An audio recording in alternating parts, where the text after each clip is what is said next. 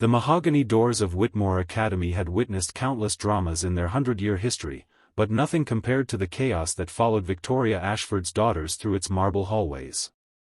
On the morning Mark Chen pushed his janitor's cart past the headmistress's office, he heard what had become a familiar sound: another governess quitting. "I don't care if you triple my salary," the woman's voice cracked with exhaustion. "Those girls are impossible. They're not children, they're tiny terrorists in designer uniforms." Mark paused, pretending to inspect a scuff mark on the pristine floor.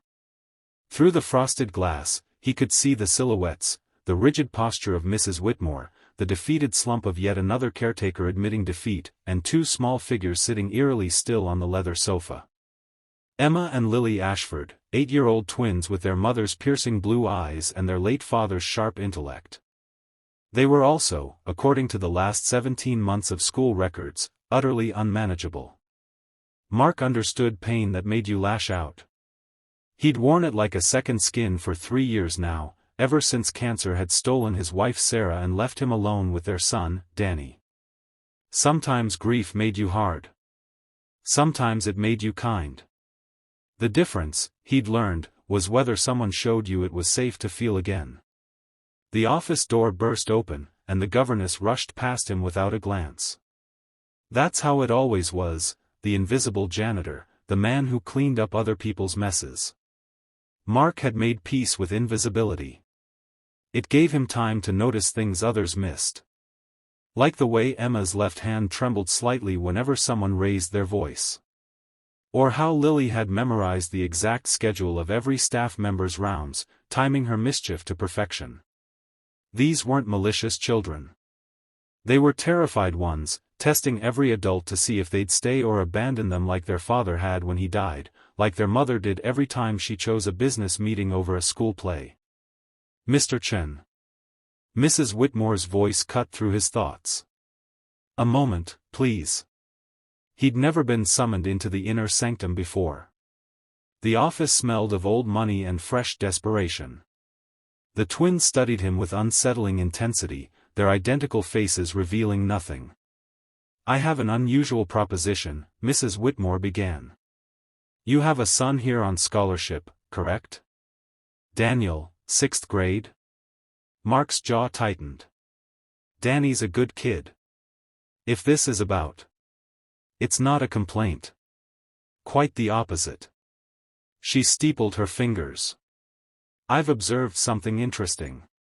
Last month, when Lily locked herself in the supply closet, you were the only person she'd talk to. When Emma destroyed the art room, you didn't scold her, you simply asked if she wanted to help you clean it up, and she did. For 3 hours. The twins' masks slipped for just a second. Emma's eyes widened. Lily's shoulders tensed. "These girls have been through 12 nannies, 8 therapists, and 5 schools," Mrs. Whitmore continued.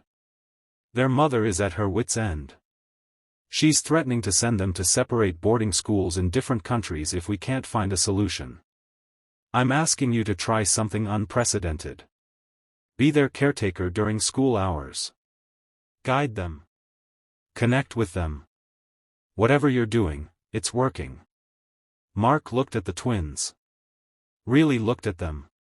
Behind the designer clothes and practiced indifference, he saw what everyone else had missed: 2 little girls drowning and taking everyone down with them because at least that way, someone had to pay attention.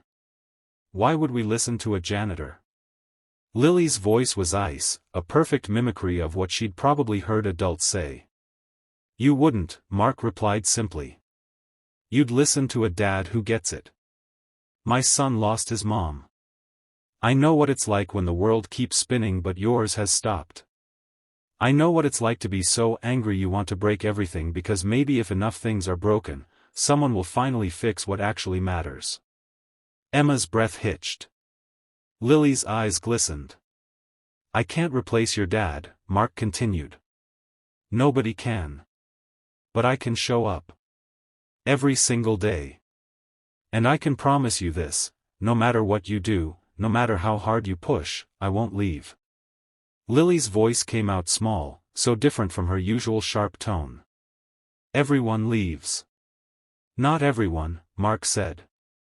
Not me. The first week was hell. The twins unleashed everything: glue in his coat pockets, salt in his coffee, a carefully orchestrated incident involving the fire alarm and the sprinkler system. Mark cleaned it all up without complaint. When they hid his lunch, he shared Danny's. When they accidentally knocked over his mop bucket, he simply refilled it. "Why aren't you mad?" Emma finally demanded on Friday afternoon, surrounded by the paper scraps of shredded homework. "I am a little mad," Mark admitted. "But I'm more sad that you think you have to do this." "What are you actually angry about, Emma?" Her face crumpled. "Mom missed my birthday. Again. She sent her assistant with a cake, but it was the wrong flavor because she doesn't even remember I hate chocolate." Mark sat down on the floor beside her. "That really sucks. You deserved better than that." No lecture. No silver lining. Just acknowledgement of her pain.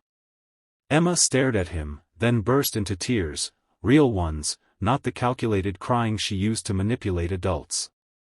Mark let her sob against his shoulder, this broken little girl who'd been trying so hard to be unbreakable. Lily watched from the doorway, her own walls beginning to crack. The transformation didn't happen overnight. Trust was rebuilt in tiny moments, Mark teaching them to fold origami during lunch, helping them with homework without making them feel stupid, introducing them to Danny who treated them like annoying little sisters instead of broken dolls. He brought his guitar one day, and they sang off-key together. He taught them to make his late wife's famous chocolate chip cookies, and they wore the same flour-dusted smiles Danny used to wear.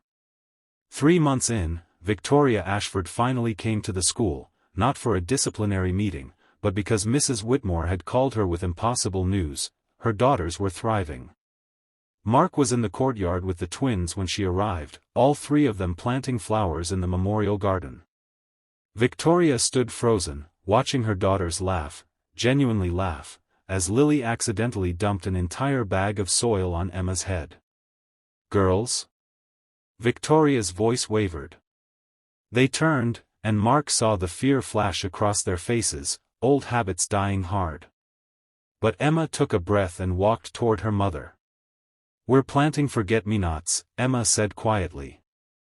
"Mr. Mark says they're for people we don't want to forget. We're planting them for Dad. Do you want to help?" Victoria's expensive composure shattered.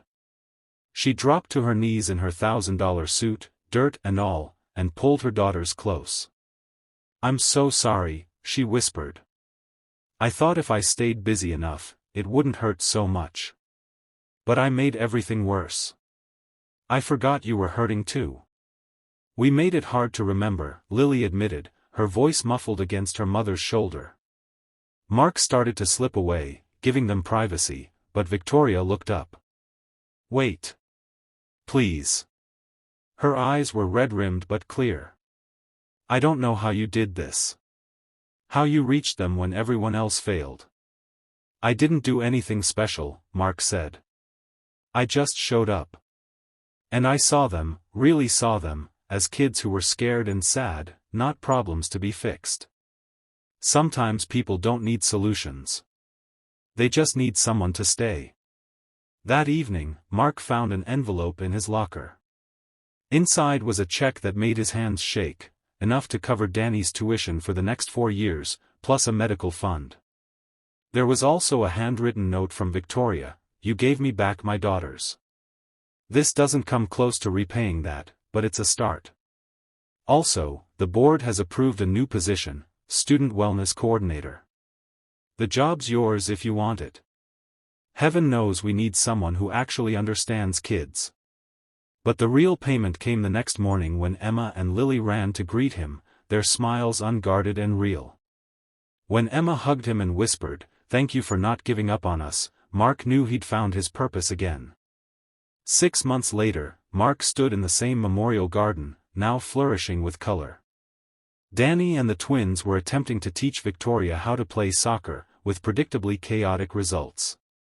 The billionaire CEO who once couldn't spend 5 minutes with her daughters now blocked off every Tuesday and